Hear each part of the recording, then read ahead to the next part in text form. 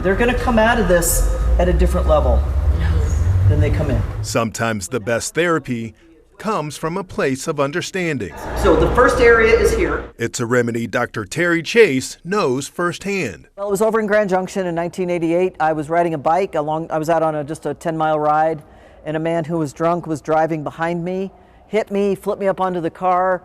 I knew it was really bad. He swerved, I hit the ground, and I sustained a T12 incomplete injury. Chase says she used to be very active and a middle school physical education teacher, but after her accident, she faced many challenges. So when I got hurt and came to Craig Hospital, it was a big jolt for me in my own adjustment. So I approached it from the standpoint of being an athlete, adventure. I went on every outing that was ever available. And it was hard. It wasn't easy. It wasn't like, hey, this is great. I had my challenges. There were times that were very dark for me.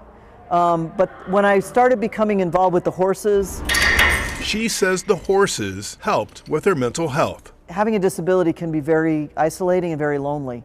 So being with the horses, I knew that I would be accepted. This is a big deal for all of us to be here today together. Now she's helping other patients with spinal cord and brain injuries with equine-assisted learning to help with their physical and mental health. The world can be a scary place. And so by inviting the patients to this experience and this environment, it gives them a little bit of an edge up on developing those inner skills that are so important for success out in the world. It's okay.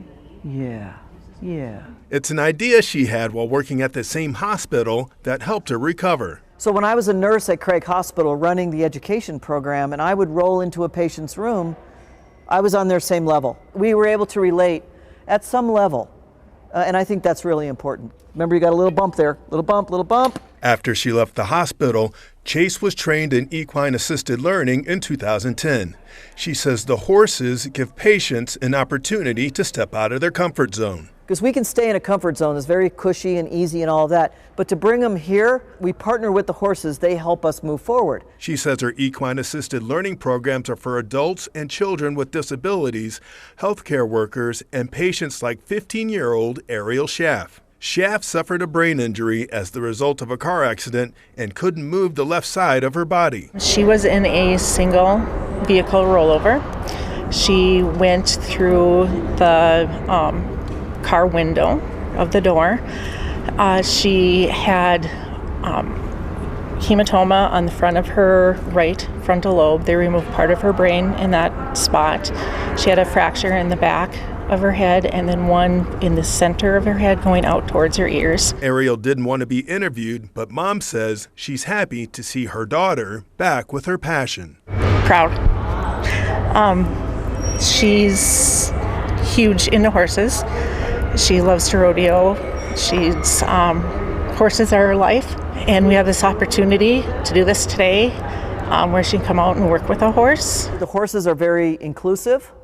So it doesn't matter if you're in a wheelchair, you got a helmet on, you can't speak, you're, whatever. They're like, it's cool. Because they really connect with us on a nonverbal way. What are you taking from the barn today? Chase says she hopes her patients will learn to grow. Oh! Woo! While letting them know she understands. I knew I wanted to do something, but I didn't know it was going to be exactly this. I'm just so thankful for the ability to continue to give back, because that's a big, big point in my life. In Denver, I love to facilitate growth and to open a space for people to grow. And so that's my gift. That's what I get out of this. Byron Reed, 9 News.